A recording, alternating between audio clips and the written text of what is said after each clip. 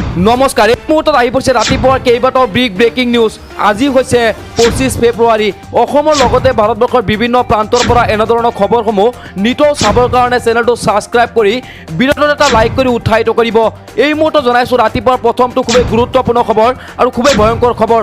বন্ধু বান্ধৱীসকল, ভিডিঅ'টো স্কিপ নকৰাকৈ সম্পূৰ্ণকৈ চাব আৰু আপোনাৰ মতামত কমেণ্ট যোগে জনাব।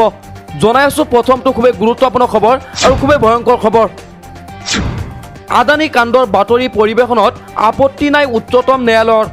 আদানী কাণ্ডৰ বাতৰি পৰিৱেশনত আপত্তি নাই ন্যায়ালয়ৰ। আদানীক সকা নিদিলে উচ্চতম ন্যায়ালয়ে। উচ্চতম ন্যায়ালয়ত পুনৰ মুখ থেকেচা খালে আদানীপন্থীয়ে। আদানী সম্পৰ্কত বাতৰি পৰিৱেশনত বাধা নাই উচ্চতম ন্যায়ালয়ৰ। আদানী কাণ্ডৰ বাতৰি পৰিৱেশনত আপত্তি নাই উচ্চতম ন্যায়ালয়ৰ। আদানীক সকা নিদিলে উচ্চতম ন্যায়ালয়ে। উচ্চতম ন্যায়ালয়ত মুখ থেকেচা খালে আদানীপন্থীৰ। বন্ধু বান্ধৱীসকল, এই মুহূৰ্তত জনাইছোঁ দ্বিতীয়টো ৰাতিপুৱাৰ খুবেই গুৰুত্বপূৰ্ণ খবৰ আৰু খুবেই ভয়ংকৰ খবৰ। একে ৰাতিতে ঝাৰু এৰি ল'লে পদুম। একে ৰাতিতে ঝাৰু এৰি ল'লে পদুম। দিল্লী চিভিক চেণ্টাৰ হ'লেগৈ ৰণক্ষেত্ৰ। আপ আৰু বিজেপিৰ সদস্যৰ মাজত হতাহতি। হতাহতিৰ পিছতেই এগৰাকী আপৰ কাউন্সিলাৰে যোগদান কৰিলে বিজেপিত। দিল্লীত আপৰ কাউন্সিলাৰ পৱন চেৰাৱতে আপ এৰি যোগদান কৰিলে বিজেপিত। একে ৰাতিতে ঝাৰু এৰি ল'লে পদুম। বন্ধু বান্ধৱীসকল, এই মুহূৰ্তত দিব লৈছে ৰাতিপুৱা তৃতীয়টো খুবেই গুৰুত্বপূৰ্ণ খবৰ আৰু খুবেই ভয়ংকৰ খবৰ।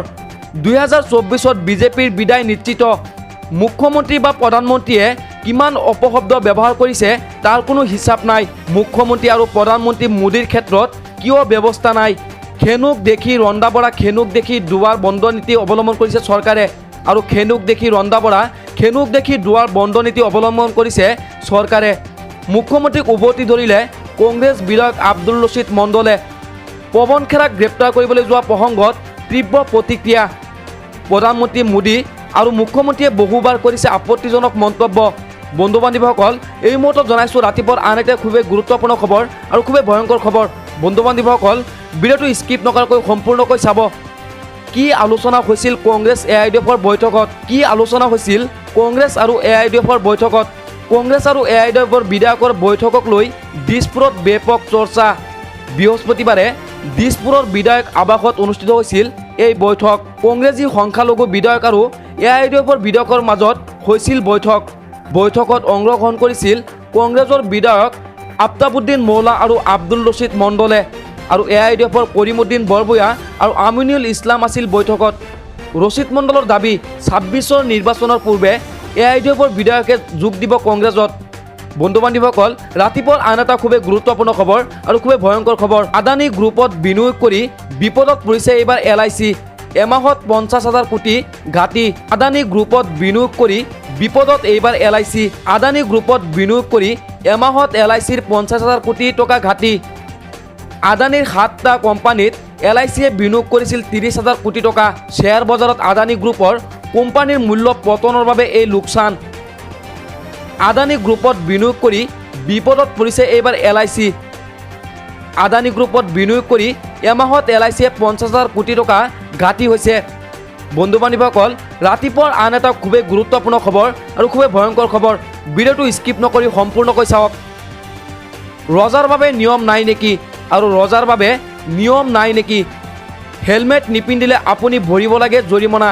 পিছফালে বহি থকা আৰক্ষীয়েও পিন্ধিব লাগে হেলমেট। হেলমেট নিপিন্ধিলে আৰক্ষীয়ে বিহে 1000 টকা জৰিমনা। কিন্তু এই ব্যৱস্থা কেৱল সাধাৰণ লোকৰ বাবেহে নেকি? নেতা মন্ত্ৰীৰ বাবে এই নিয়ম নাথাকে নেকি? নিৰ্বাচনী প্ৰচাৰত ৰাজপথত হেলমেট নিপিন্ধাকৈ ৰেলী কৰিলে মন্ত্ৰী পিছু হাজৰিকাই। হেলমেট নিপিন্ধাকৈ বাইক চলোৱা এই ফটোখন ভাইৰেল হৈ উঠিছে ছ'চিয়েল মিডিয়াত। হেলমেট নিপিন্ধিলে আপুনি ভৰিব লাগে জৰিমনা। বন্ধু বান্ধৱীসকল, ৰাতিপুৱাৰ আন এটা খুবেই গুৰুত্বপূৰ্ণ খবৰ আৰু খুবেই ভয়ংকৰ খবৰ। হিমন্তৰ হিম্মত। নিশাটোৰ ভিতৰতে বাল্য বিবাহৰ বিৰুদ্ধে দেশজুৰি চৰ্চিত হৈছিল হিমন্ত বিশ্ব শৰ্মা। গ্ৰেপ্তাৰ কৰিছিল হাজাৰ হাজাৰ অবৈধ স্বামীক। ইটোৰ পাছত সিটো কামেৰে চৰ্চিত থাকে মুখ্যমন্ত্ৰী ডক্টৰ হিমন্ত বিশ্ব শৰ্মা। কংগ্ৰেছ নেতা পৱন খেৰাক গ্ৰেপ্তাৰ কৰি এতিয়া চৰ্চা লাভ কৰিছে মুখ্যমন্ত্ৰী হিমন্ত বিশ্ব শৰ্মাই। বিশাল আৰক্ষী বাহিনী লৈ দিল্লী বিমানবন্দৰত গ্ৰেপ্তাৰ কৰিছিল পৱন খেৰাক। বিমানৰ পৰা নমাই গ্ৰেপ্তাৰ কৰিছিল অসম আৰক্ষীয়ে। প্ৰধানমন্ত্ৰী নৰেন্দ্ৰ মোদীৰ বিৰুদ্ধে বিতৰ্কিত মন্তব্য কৰাৰ পাছতেই সৰব হৈছিল অসম আৰক্ষী। প্ৰধানমন্ত্ৰীক অৱমাননা কৰাৰ বাবেই মুখ্যমন্ত্ৰী হিমন্ত বিশ্ব শৰ্মাই গ্ৰহণ কৰিছিল এই পদক্ষেপ। খেৰাৰ বিতৰ্কিত মন্তব্যক প্ৰত্যাহ্বান জনাই আইনী ব্যৱস্থা গ্ৰহণ কৰিছিল অসম আৰক্ষীয়ে আৰু ইয়াৰ পাছতেই আৰক্ষীয়ে পৱন খেৰাক কৰিছিল গ্ৰেপ্তাৰ। আৰু এতিয়া মুখ্যমন্ত্ৰী ডক্টৰ হিমন্ত বিশ্ব শৰ্মাৰ এই কাৰ্যক সমালোচনা কৰিছে কংগ্ৰেছ নেতাকৰ্মীয়ে। কংগ্ৰেছ নেতা শশী থাৰুৰ পৰা আৰম্ভ কৰি বহু নেতাই হিমন্ত বিশ্ব শৰ্মাক তীব্ৰ সমালোচনা কৰিছে আৰু ইটোৰ পাছত সিটো কামেৰে চৰ্চিত থাকে মুখ্যমন্ত্ৰী ডক্টৰ হিমন্ত বিশ্ব শৰ্মা। বন্ধু বান্ধৱীসকল, এই মুহূৰ্তত আহি পৰিছে ৰাতিপুৱাৰ আন এটা খুবেই গুৰুত্বপূৰ্ণ খবৰ আৰু খুবেই ভয়ংকৰ খবৰ। আৰু ধুবুৰী লোকসভাক লৈ কংগ্ৰেছৰ অংক জংক পংক। প্ৰকাশ্যে ধুবুৰী লোকসভা নিৰ্বাচনত প্ৰাৰ্থিত্ব বিচাৰিলে বিধায়ক আব্দুল ৰছিদ মণ্ডলে আৰু প্ৰথমবাৰৰ বাবে ধুবুৰী লোকসভা সমষ্টিৰ প্ৰাৰ্থিত্বৰ দাবীদাৰ বুলি ক'লে বিধায়ক আব্দুল ৰছিদ মণ্ডলে। ৰকিবুল হুছেইনে ধুবুৰীত প্ৰাৰ্থিত্ব লাভ কৰাটো বিচৰা নাই কংগ্ৰেছৰ একাংশ সংখ্যালঘু বিধায়কে। প্ৰাৰ্থিত্বৰ দাবীদাৰ আব্দুল ৰছিদ মণ্ডল যোৱাকালি বৈঠকত বহিছিল AIDFৰ বিধায়কৰ সৈতে। ধুবুৰী লোকসভাৰ এই পৰ্যন্ত কংগ্ৰেছ প্ৰাৰ্থিত্ব দাবীদাৰ ৱাজেদ আলী চৌধুৰী, ৰকিবুল হুছেইন, আব্দুল ৰছিদ মণ্ডল। প্ৰথমবাৰৰ বাবে ধুবুৰী লোকসভা সমষ্টিৰ প্ৰাৰ্থিত্ব দাবীদাৰ বুলি ক'লে বিধায়ক আব্দুল ৰছিদ মণ্ডলে। বন্ধু বান্ধৱীসকল, এই মুহূৰ্তত জনাইছোঁ ৰাজ্যবাসীৰ বাবে আন এটা খুবেই গুৰুত্বপূৰ্ণ খবৰ আৰু খুবেই ভয়ংকৰ খবৰ।